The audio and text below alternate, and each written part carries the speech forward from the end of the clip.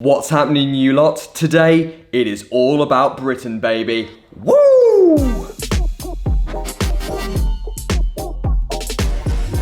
What's happening, guys? It is Matt here from Sophisticated Obsession, back with another Labo City exclusive video. If you have not been here before, welcome. Glad to have you on board. And if you have, thanks for bearing with me in the hope that these videos are going to get a little bit better. So today, guys, we are going to be doing another city exclusive specific video. So I've filmed a couple of list videos in the recent past, and so I thought it's only right that I now do another specific video for a particular fragrance. Now, this fragrance has actually been chosen by you guys. Wow, we got quite a few votes on this one. Like, this is probably the most voted on fragrance video that I've had since putting these polls out. So thanks, guys. Thanks for the support. As you can see, it was really close, but there was one fragrance in particular that you guys wanted to see the most. So today I am going to be doing a full review of London's Poivre.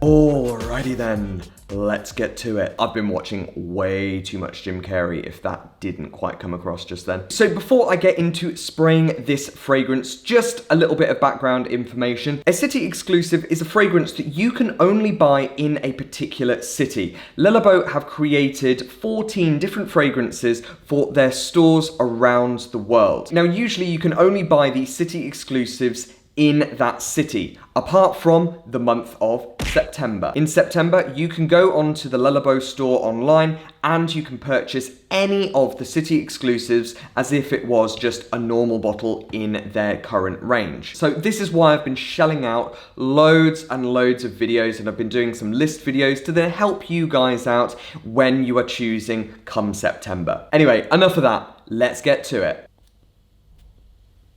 Oh, this one is so nice. I'm actually really glad that you guys voted on doing this fragrance, because in the recent lists that I've been doing, this one has been getting absolutely rinsed. It's been going out in the first round, and I don't know why, because it's such an amazing fragrance, but in the criteria or the fragrances that I'm putting it up against, it's just getting smoked. So I am really glad that I'm actually able to do a proper fragrance review on this one and kind of just rave about it.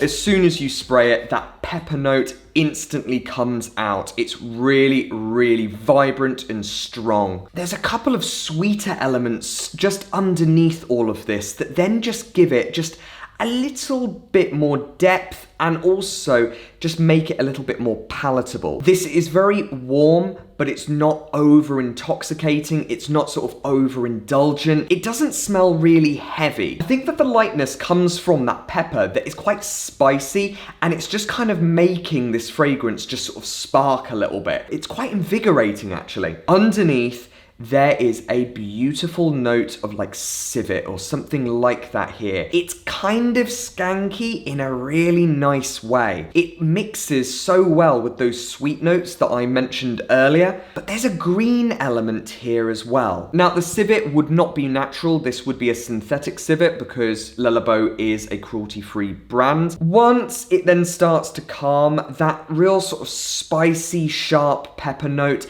it dissipates. It's still there in the bucket loads, but it doesn't sting your nose. It makes it a lot more mellow and a lot more palatable. There maybe is a slight sort of smokiness in the background, but it's not overly powerful. It's not overly dominant. I do get musk though. Musks in Labo are used really well, where they're kind of used as like a support. They are like the foundations to a fragrance, and then all of the other notes are then kind of layered on top of it, which I really like. They latch onto your skin really well. Obviously, I can't comment for everybody. Some people might find that Labos don't really work on their skin, and if so, I'm sorry, guys. Okay, guys, so I'm gonna leave this for another sort of 20 minutes or so. By all means, go ahead and make yourself a cup of tea if you don't think that tea is too stupid, and I will see you for the mid notes.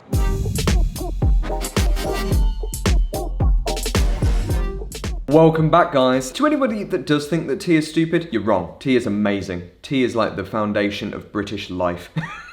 Okay, so we are well and truly into the mid notes now. I am still loving this scent. You've still got some of that spiciness that is doing a couple of bits on the top of this fragrance, but mainly this is about that kind of civet note that I was talking about. It's green, it's sweet, there's a couple of sort of vanillic notes blending in the background, and also we've still got that bed of musks that are still doing their thing, keeping this projecting, doing some really nice things in the background. It's only talking about this scent and actually dissecting it that I'm really noticing these civet notes. I kind of didn't notice it before. I'm really shocked. Like, genuinely, I'm surprised that this is what I'm actually picking up on. It's like raining cats, dogs, gerbils, mice, dogs. I've mentioned dogs, cats. Wait, no, I've mentioned cats as well. Damn it. Horses. Haven't mentioned horses. It's definitely raining horses and badgers. I hate English weather so much it hurts sometimes. Still, this is nice light. There is something fresh about this that makes this scent a little bit brighter. I think if we didn't have that specific element, and I'm trying to work out what it is, this would make a very heavy scent. But because we have got that very sort of effervescent note, it's made this just a little bit brighter, a little bit more wearable, I suppose. This is just the right amount of animalic. I would say if you are wanting to maybe branch into a few animalic fragrances, I would definitely say put your nose on this to see if you do like this, because I think that this is a really, really good entry level. Is this a full-on animalic scent? No, not by a long shot. But it might then just sort of pique your interest into those type of fragrances. This is now sitting a little bit closer to the skin. It's not a huge projector. I wouldn't say that this would be filling a room. I think that this is a little bit more of an intimate type of fragrance. You need to get a little bit closer to really appreciate this scent. Right, I'm gonna be leaving you again, but I will be back with the base notes.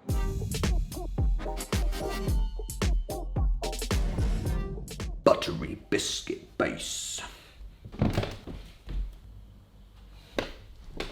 Right, sorry about that. I went to smell it and I kind of got a burst of it, and then suddenly I just went nose blind. So I had to just go and smell a little bit of coffee to then kind of just reset my nose. So that civet sort of skanky note has now gone, and what is left is more or less like this sweet residue of that. This is mixed with those vanillic notes that I was telling you about earlier. Those notes are still really, really apparent. The muskiness is starting to wear off. It's still there, but it isn't as powerful as it once was. The pepper note, it's hanging on there for dear life, but there isn't anything that is spicy about this. It's actually just blending really well with those sweet notes. Personally, I think that this is a lovely dry down. If I'm gonna be uber critical, it's kind of lost half of its personality now. To be fair, that is fine. I think if you had a scent that was absolutely enormous all day, that's just gonna give you a headache, but maybe this is now just a little bit simple. Okay, so we've gone through the note breakdown, but who is this scent really for? I do think that this is maybe a little bit more of a mature scent. You couldn't say that there are any sort of designer elements in here. This is very much niche. Younger guys that are probably out there looking for the compliments and looking to then get noticed, this isn't the scent for you. Gents that are maybe appreciating more of an artistic quality behind their fragrances, this is it. This is the one. Women,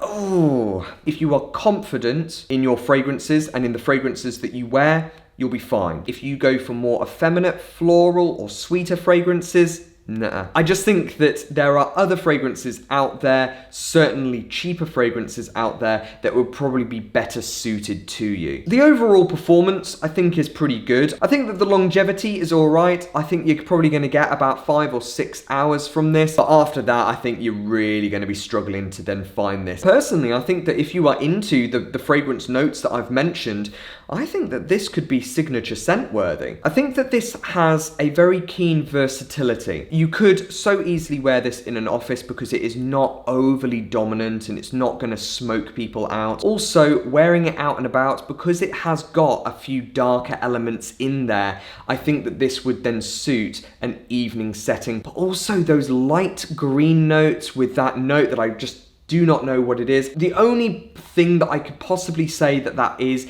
kind of like a menthol type of smell. It is so subtle, you've got to really dig for it, but there is something there that makes this fragrance lighter, and therefore I think that this fragrance could be quite easily worn in the daytime as well. There is something that is maybe a little bit obnoxious or arrogant about this scent, but there is also something that is quite earthy, quite warming, quite vibrant about it, which I think sums London up quite well, to be honest. So there we go, guys. That is my review of Poivre 23 from London. If you are really enjoying these specific fragrance reviews, then why not comment down below and tell me what fragrance you would like me to review next. As always, if you have liked this video, then please, please, please show your appreciation and hit that like button. Also, check me out on Instagram to see what I'm getting up to on a day-to-day basis. And if you have not done so already, smash that big subscribe button. Hope you have an amazing day, whatever you are doing, and I will see you in the next one.